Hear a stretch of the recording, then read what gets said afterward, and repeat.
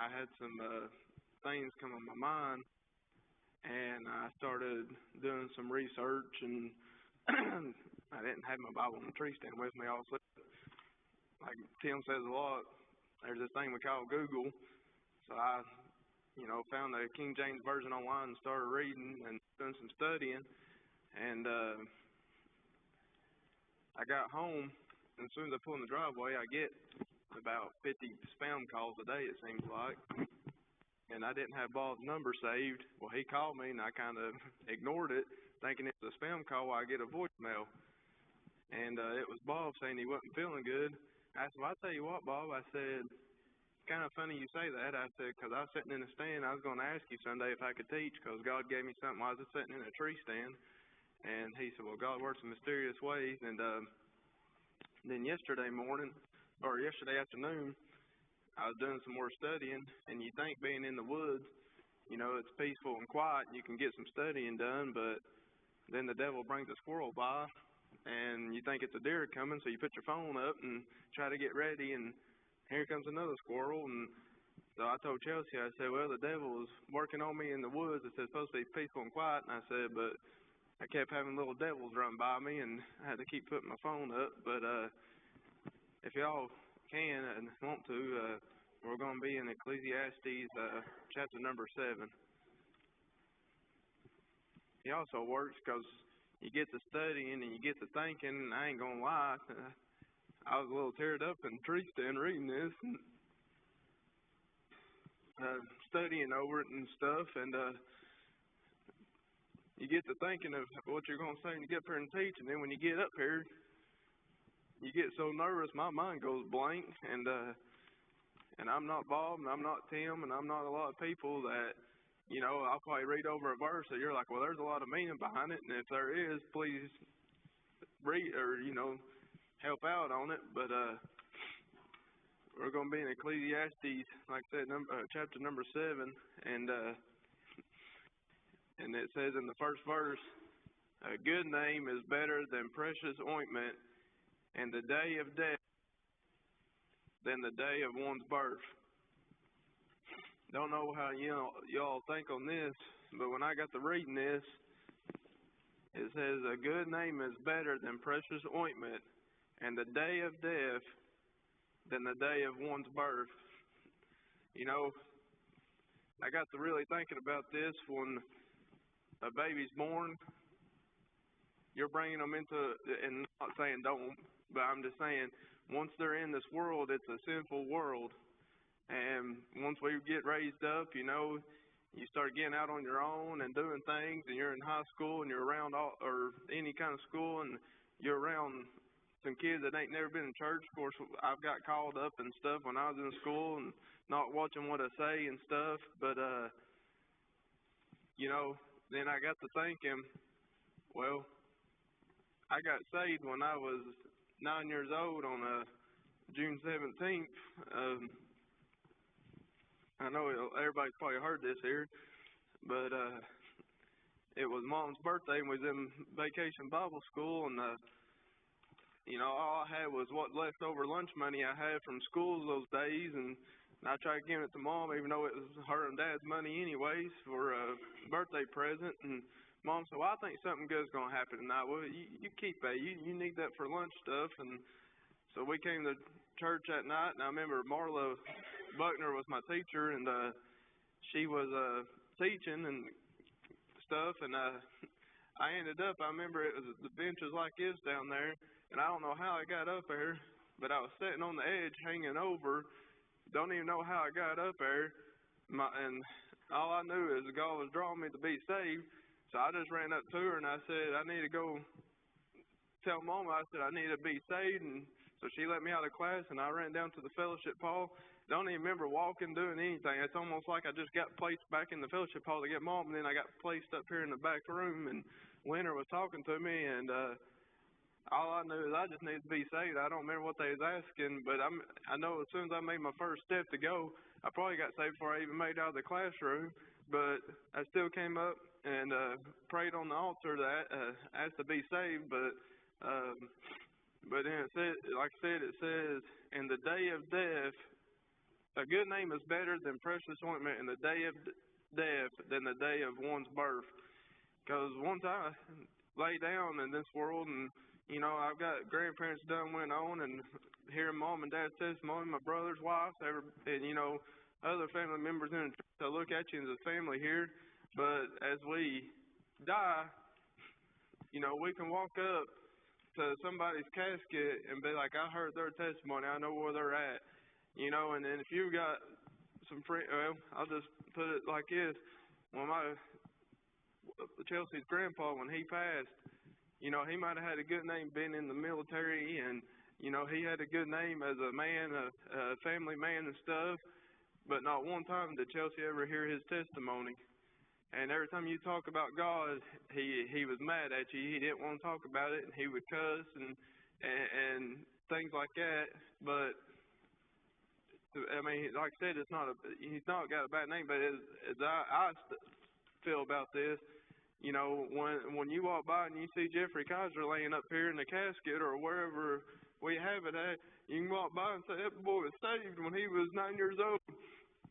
And I can believe when my parents passed, and my wife and my I still got one grandma left, but when I could walk by and see my other grandparents, like I said, I mourned about, we'll get down there later, I mourned at their passing, but knowing where they was at was a better place than what I had to deal with down here in this world. Don't get me wrong, I love the United States, I love being out in the woods, I love going to work, I love doing a lot of things here, but what it's going to be like getting up there is totally different than down here. And it says in verse number 2, it is better to go to the house of mourning than go to the house of feasting, for that is the end of all men, and the living will lay it to his heart. Sorrow is better than laughter, for by the sadness of the countenance the heart is made better. Like I said, I done a little kind of Google and research on some things, and that's how I kind of had to use my Bible on the tree stand. But it says,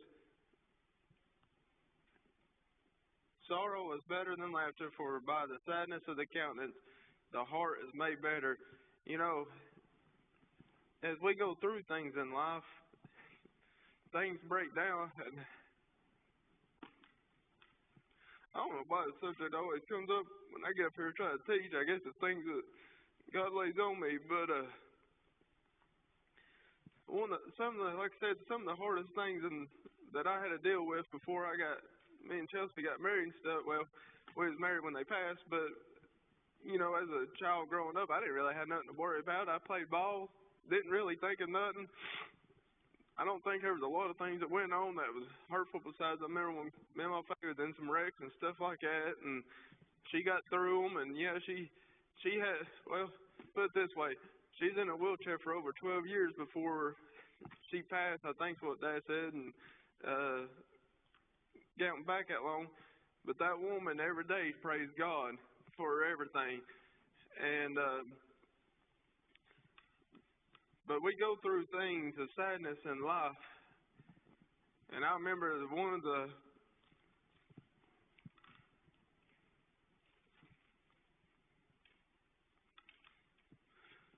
worst things I had to go through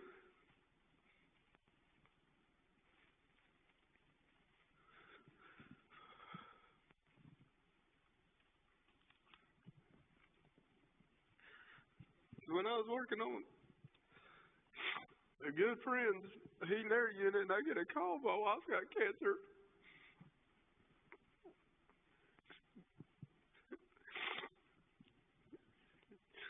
We didn't know what we was going to do. We didn't know what the next step was. I thank God that He placed somebody there with me, because if I was by myself working on that unit, nobody around, I don't know what I'd have done.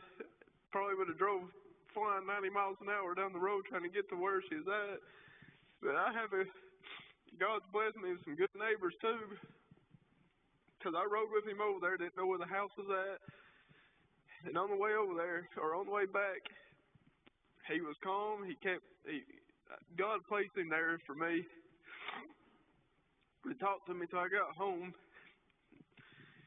And I tell you, this is where, of course, my family was there with us through the whole thing. But my church family, when Chelsea called me, she said, I don't want nobody over at the house. She said, I just want it to be me and you tonight. I said, Lord, I can't do that. I said, we can't do that. Because I knew what we was going to sit there and just bawl our eyes out all night. Here come church family. Like I said, Mom and Dad, they're there for me every day, every night. I've called them at midnight. They've answered the phone. I'm not saying that. I know I can count on my Mom and Dad for everything. But when my church family started showing up at night, we got the laughing, we got the cutting up. Forgot cancer was even a thing. We went to bed that night. Chelsea looked at me and she said, I'm glad people came. And I said, if they wouldn't have came, I said, I think me and you would have sat here all night and bawled our eyes out. And I'd probably take the rest of the work week off because I'd have never got no sleep. I said, but when we went to bed that night, we had a smile that everything was going to be okay. And now you can look at her. I mean, she still has to take some pills, and I like I said, that's probably one of the worst things I think I went through as I guess a young adult or what thing. Besides, like I said, when my grandparents passed, I mean, and I'm very blessed. If that's the only thing I've ever had to go through, but we're going to go through a lot of things in life. But as I said, it says, or as it says here, was better than laughter, for the sadness of the countenance, the heart is made better. And this has made us stronger through things, and I can tell you that things that she's went through, and like I said, I health-wise and stuff like that, I don't know if I really went through a lot. Fractured my skull when I was a kid, and I guess that might be what's a little wrong with me here, but she's had so many people. And I don't do social media, but she does. But she's had so many people come to her over things, and it's made her stronger. She could have laid down and said, you know what? If God was here, and why would I have this? Why would I have to go through these things? Why this? Why that? But all she could say is, Lord, is just help us. Lord, get us through this. And like I said, so many times people on social media was like, I don't know how you're this strong. And she said, by the grace of God. I mean, that's all she had to say. And people started commenting like, how close you are to God. It's unbelievable to me and things. And I guess through this, and I'm not saying that from right now, this is what we kind of had to go through on some things, but I guess you could say that us trying to have the baby is kind of what caused it from the medicine that they gave. But so many women have messaged Chelsea about, well, I want you to adopt my baby. I don't want this baby. I want you to adopt it. And Chelsea has talked to them, and they've had their baby, and they have came back and thanked her for her talking to them because they said the baby is the best thing. I mean, and like I said, God's used her even through things that she's had to go through in life. And like I said, I may have not went through things, but watching my family and loved ones have to go through things breaks me more. But watching how strong they can be through their troubled times, it just makes your heart stronger. Because if she would have broke down and just like I quit, I'm done, and I can't do this, it would have broke me more. But from her strength and from other things that we went through in life, going through, watching people keep their strength in God really helps somebody else. And if anybody's got anything, and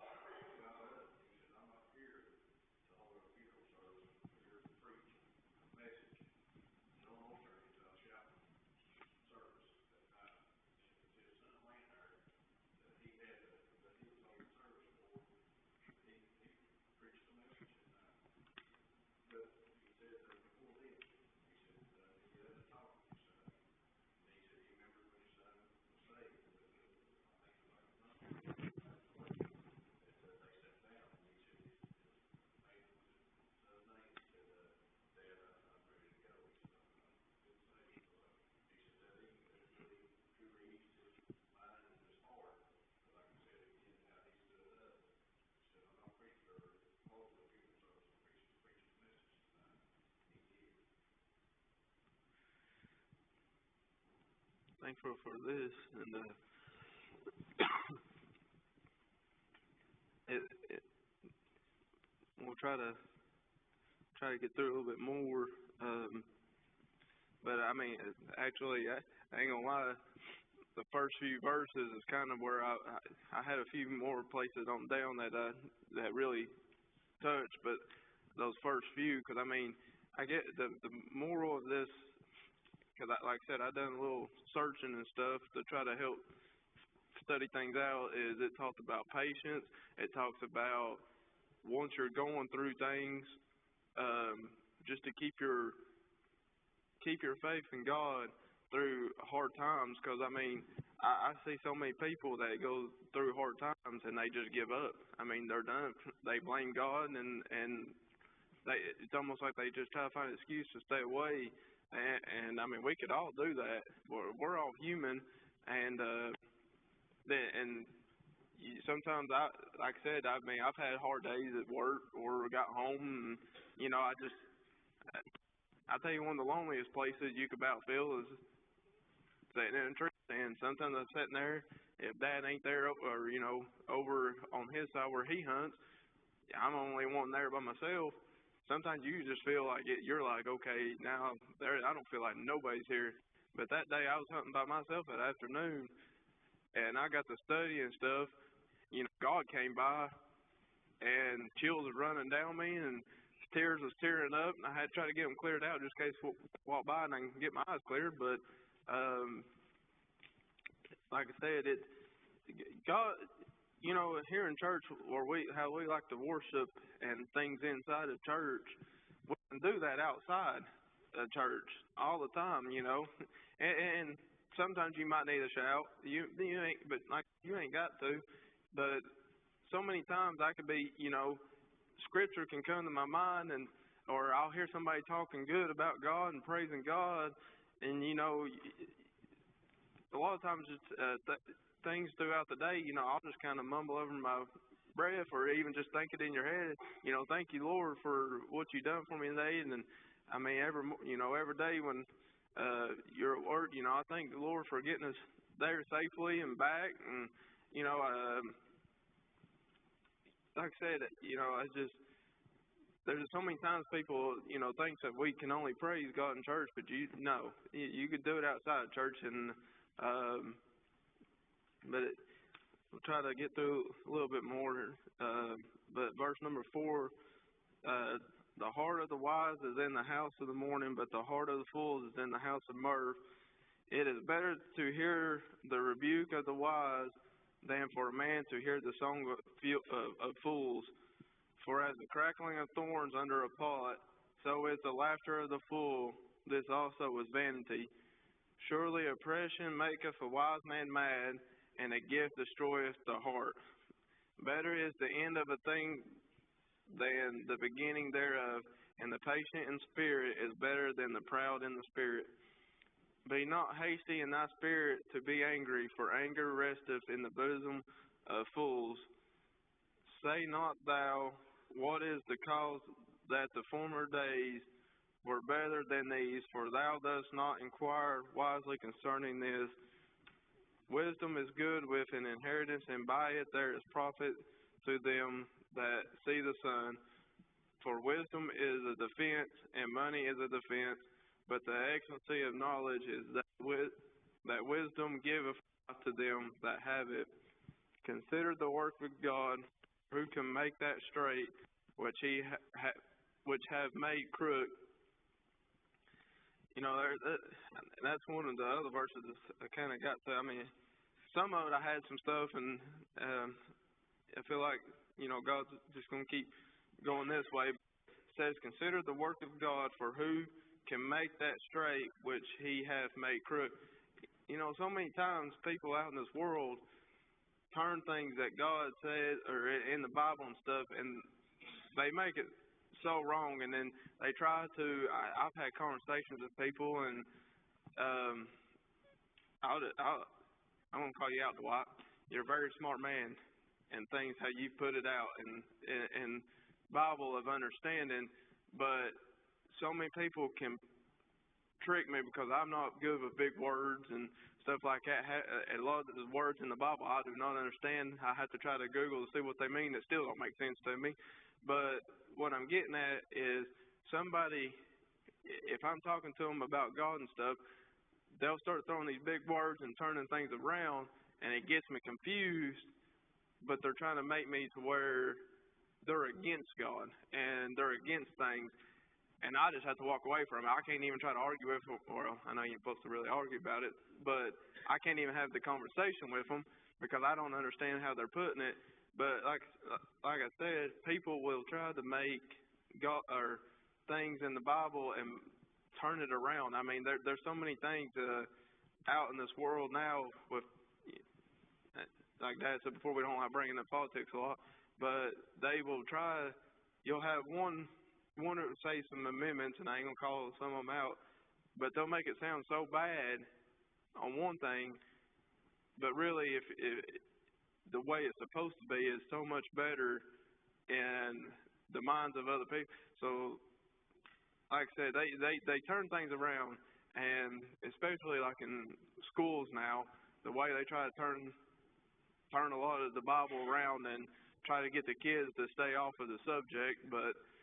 And then it says in verse 14, in the day of prosperity be joyful, but in the day of adversity consider God also has set the one over against the other to the end that man should find nothing after him. All things have I seen in the days of my vanity. There is a just man that perisheth in the righteousness, and there is wicked man that prolongeth his life in his wickedness. Be not righteous over much, neither make thyself overwise. Why shouldst thou destroy thyself? Be over much wicked, neither be thou foolish. Why shouldst thou die before thy time? It is good that thou shouldst take hold of this, yea, also from this withdraw not thine hand, for he that feareth God shall come forth of them all. Wisdom strengthens the wise more than 10 mighty men which are in the city. For there is not a just man upon earth that doeth good and sinneth not. Also take no heed unto all words that are spoken, lest thou hear thy servant curse thee. For oftentimes also thine own heart knoweth that thou thyself likewise has cursed others.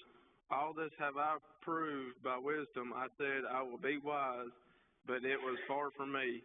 That which is far off and exceeding deep, who can find heart to know and to search and to seek out wisdom the things and to know the wickedness of folly, even of foolishness and madness. And I find more bitter than death the woman whose heart is snares and nets, and her hand is bands. Whoso pleaseth God shall escape from her. Sinners shall be taken by her. Behold, this have I found, saith the preacher, counting one by one to find out the account, which yet my soul seeketh, but I find not. One man among 1,000 have I found, but a woman among all those have I not found. Lo, this only have I found, that God hath made man upright, but they have all out many inventions. I just wanted to finish reading the chapter, but that was all I had.